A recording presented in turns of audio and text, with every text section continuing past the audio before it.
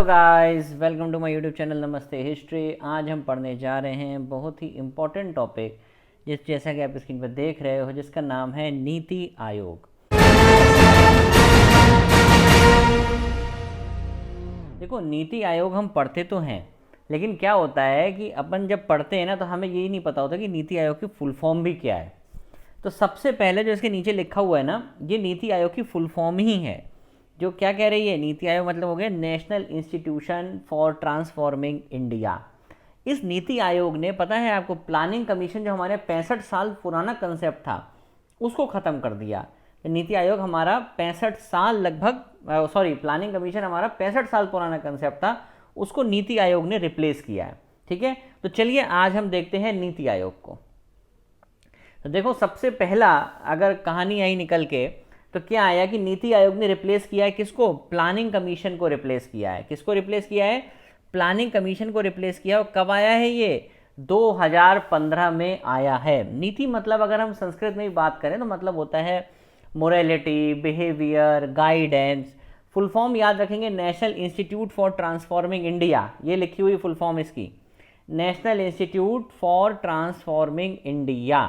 ठीक है, तो देखो, अब इस नीति आयोग के अंदर बेसिकली दो हब हैं हमारे। एक तो टीम इंडिया हब है और एक नॉलेज एंड इनोवेशन हब है, जो मैंने इसमें बताया नहीं है, आप इसको याद रखना। एक तो टीम इंडिया हब है, TIH, और एक नॉलेज इनोवेशन हब है। ठीक है, टीम इंडिया में क्या है कि बेसिकली हमारा सारे स्टेट्स का, टीम इंडिया मतलब हो गया सारे स्टेट्स का इसमें पार्टिसिपेशन होता है, टीम इंडिया हब।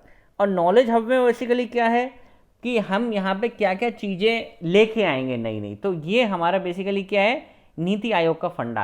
तो याद रखना है, प्लानिंग कमीशन को रिप्लेस किया है। प्लानिंग कमीशन 65 साल पुराना था, ये 2015 में आया है। और ये हमारा जो है, इसको हम, इसकी फुल फॉर्म क्या है?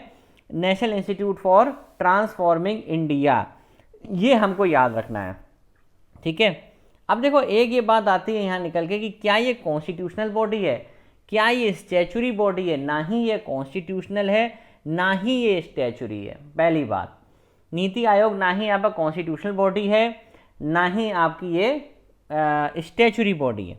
ठीक, क्लियर हो गया ये चीज़ आपको? ठीक, अब देखो, इसके बाद अब हम आगे बढ़ते हैं। तो इसमें अब देखो आप, इसे हम, हाँ, इसे थिंक टैंक भी बोलते हैं गवर्नमेंट का। क्या बोलते हैं? थिंक टैंक भी बोलते हैं गवर्नमेंट का। ठीक, कभी कभी क्वेश्चंस आते हैं कि ये बताइए कौन सी चीज़ प्लानिंग से जुड़ी हुई है भारत के अंदर।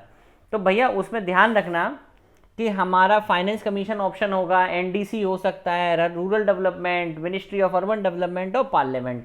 अगर ये 5 ऑप्शन हैं तो उसमें हमें NDC और पार्लियामेंट, ये 2 ऑप्शन हमें ध्यान रखने। ये इंपॉर्टेंट पॉइंट है, इसलिए मैंने बोला कि पार्लियामेंट भी हमारी प्लानिंग से जुड़ी हुई रहती है। ये मत सोचिएगा आप लोग कि अरे प्लानिंग तो, पार्लियामेंट तो आंसर हो ही नहीं सकता। ठीक है, तो पार्लियामेंट भी आपका आंसर होगा जब प्लानिंग की बात आएगी। ठीक है, इसलिए मैंने इसको यहाँ पे बताया। तो हमारे भैया टीम इंडिया हब हो गया, और आपका कौन सा हो गया? Knowledge and innovation hub. कब आया? जनवरी 2015 में। फुल फॉर्म क्या है? National institute for transforming India. ये बहुत इंपॉर्टेंट है। ठीक, ये फुल फॉर्म है, यहाँ पे भी लिखी हुई है। चलो अब आगे देखते हैं 7 पिलर्स ऑफ इफेक्टिव गवर्नेंस, जो नीति आयोग में आए। 7 पिलर्स ऑफ अफेक्टिव गवर्नेंस। ठीक है, तो अब देखो, इसमें pro people, it fulfills the aspiration of society, pro activity in anticipation of and response to citizen need, participation, citizens का पार्टिसिपेशन, एम्पावरिंग वुमेन्स के लिए, inclusion of alls, inclusion of मतलब हमने सभी को लिया है, कोई डिस्क्रिमिनेशन नहीं है किसी भी तरीके का। ठीक है, और यहाँ पे क्या? Equality, providing equal opportunity, transparency, सभी कुछ ट्रांसपेरेंट है। तो ये बेसिकली 7 पिलर्स हैं। किसके? किसके 7 पिलर्स हैं? नीति आयोग के हमारे 7 पिलर हैं, मेजर 7 पिलर। ठीक है, और ये जो नीति आयोग है ना, बेसिकली 15 साल के लिए भारत का रोड मैप तैयार करता है। 15 ईयर्स रोड मैप तैयार करता है। 7 ईयर्स का आपका स्ट्रेटेजी और एक्शन प्लान तैयार करता है कि अगले 15 साल हमें क्या करना है। ठीक, ये याद रहेगा, ये बहुत इंपॉर्टेंट है। अब देखो भैया, ये बहुत इंपॉर्टेंट आता है इसका कंपोजिशन। तो कंपोजिशन में अगर आप यहाँ देखोगे तो सबसे पहला चेयरमैन इसके PM साहब होते हैं। हमारे नरेंद्र मोदी, आदरणीय नरेंद्र मोदी जी इसके चेयरमैन रहेंगे। तो प्राइम मिनिस्टर ऑफ इंडिया कौन है, सॉरी एक minute, prime minister of India इसका चेयरमैन होता है, सबसे पहला क्वेश्चन। तो चेयरमैन कौन होगा, प्राइम मिनिस्टर। अब उसके बाद आती है गवर्निंग काउंसिल, उसमें क्या आएंगे, सारे चीफ मिनिस्टर्स आएंगे और लेफ्टिनेंट गवर्नर्स आएंगे यूनियन टेरिटरीज के, ठीक है।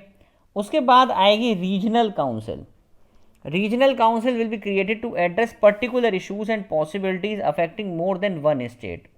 These will be formed for a fixed term. It will be summoned by the Prime Minister. It will consist of Chief Minister or Governor of Union Territories. These will be chaired by the chairperson of NITI Aayog और his nominee. ठीक है। तो regional council जो हमारी start करी जाएगी वो prime minister के थ्रू स्टार्ट करी जाएगी, मतलब चेयर करी जाएगी, और उसमें चीफ मिनिस्टर्स होंगे, गवर्नर होंगे, ठीक है। और ये जो भी होगी रीजनल काउंसिल, ये सिर्फ और सिर्फ पीएम के नाम में होगी या फिर चेयरपर्सन ऑफ नीति आयोग के नाम में होगी, या ये ध्यान रखना कभी कभी क्वेश्चन ऐसे भी आ जाएंगे कि रीजनल काउंसिल को क्या कोई और बंदा भी चेयर कर सकता है नीति आयोग में। तो हाँ, रीजनल काउंसिल्स को कोई और बंदा चेयर कर सकता है, उसमें कोई दिक्कत वाली बात नहीं है, ठीक है, ये याद रहेगा। अब देखो स्पेशल इन्वाइटीज, कुछ एक्सपर्ट्स होते हैं जिन्हें पर्टिकुलर नॉलेज होती है, वो भी किसे कौन नॉमिनेट करेगा, पीएम नॉमिनेट करेंगे, ठीक है। अब देखो इसके अलावा in the full time organisation framework will include in addition to PM vice chairman होगा। अब वाइस चेयरमैन कोई भी हो सकता है, जिसे प्राइम मिनिस्टर अपॉइंट करते हैं वो वाइस चेयरमैन हो जाएगा।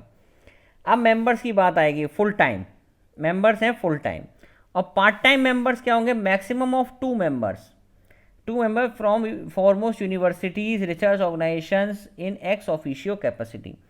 Part time member will be on a rotational basis, ठीक है। Full time member, part time member हो गए। अब आएगा एक्स ऑफिशियो मेंबर, तो maximum of 4 members of the com which is to be nominated by the prime minister, ठीक है। तो चेयरमैन हुआ सबसे पहले, चेयरमैन के नीचे कौन हो गया, वाइस चेयरमैन जो पीएम नॉमिनेट करेगा, वाइस चेयरमैन के नीचे कौन हो गया, एक्स ऑफिशियो, एक्स ऑफिशियो भी हमारे मंत्रिमंडल से होंगे, ठीक है। और लास्ट आता है आपका सीईओ, ठीक है। और ये कौन होता है सीईओ, इसे भी कौन अपॉइंट करता है, पीएम। ये फिक्स टेन्योर के लिए होता है, CEO appointed by the prime minister for a fix tenure. ये कोई भी किसी भी विभाग का या किसी भी मंत्रालय का सेक्रेटरी हो सकता है, ठीक है। तो याद रखेंगे पीएम इसका चेयरमैन होता है, गवर्निंग काउंसिल में चीफ मिनिस्टर्स होते हैं, लेफ्टिनेंट गवर्नर्स होते हैं, वाइस चेयरमैन होता है, वाइस चेयरमैन को पीएम अपॉइंट करता है, और 4 काउंसिल ऑफ मैक्सिमम 4 मेंबर होते हैं जो ex officio council of ministers होते हैं, और एक सीईओ होता है जो सेक्रेटरी रैंक का अधिकारी होता है, सीईओ होता है जो एक सेक्रेटरी रैंक का अधिकारी होता है, ठीक है। इतना हमें याद रखना है। नीति आयोग में आपसे बस कॉम्पिटिटिव एग्जाम्स में इससे ज़्यादा क्वेश्चंस नहीं पूछे जाते हैं। तो आई होप एक चीज़ और याद रखिएगा, इसमें इसकी फुल फॉर्म बहुत ज़रूरी है, जो लोग अक्सर भूल जाते हैं। भैया नेशनल इंस्टीट्यूट फॉर, ये शब्द चेंज करते हैं ये लोग पेपर में, ट्रांसफॉर्मिंग याद रखना है, क्योंकि ये लोग यही शब्द बदल देंगे, नेशनल इंस्टीट्यूट फॉर कुछ भी कर देंगे, तो हमें याद रखना ट्रांसफॉर्मिंग इंडिया, ठीक है। नीति आयोग से क्वेश्चंस आते हैं, इसको थिंक टैंक भी बोलते हैं गवर्नमेंट का। ये क्वेश्चन आ जाएगा कि थिंक टैंक किसको बोलते हैं, central vigilance commission, central information commission, या फिर आपका नीति आयोग, या फिर आपका नेशनल ह्यूमन राइट्स कमीशन। तो आपको याद रखना है कि थिंक टैंक हमारा क्या है, नीति आयोग है, ठीक है। आई होप अब यहाँ पे आपको वीडियो पसंद आई होगी, क्योंकि इसमें हमने सिर्फ और सिर्फ प्रीलिम्स बेसिस का, यूपीएससी प्रीलिम्स बेसिस में जो जो क्वेश्चंस आ सकते हैं वो हमने देखे थे, ठीक है। तो do like, share and subscribe my channel, and thank you very much.